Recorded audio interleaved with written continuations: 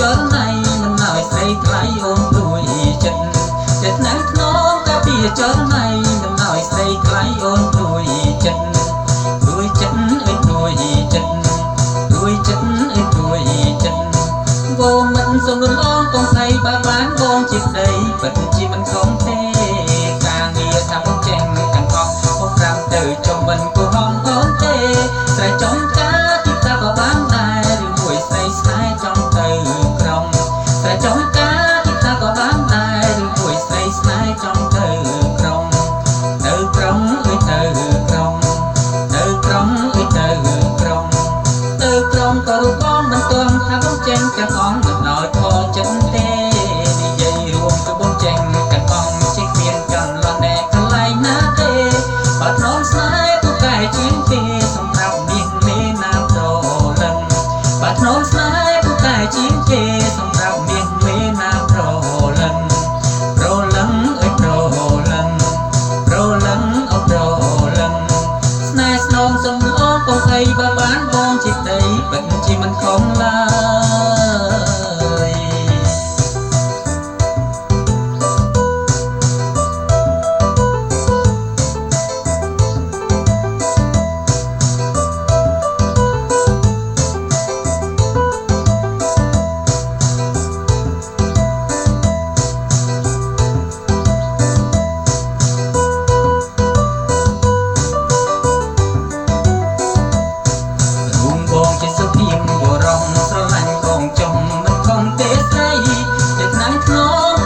ចរណៃមិនឲ្យស្រីថ្លៃអូនព្រួយចិត្ត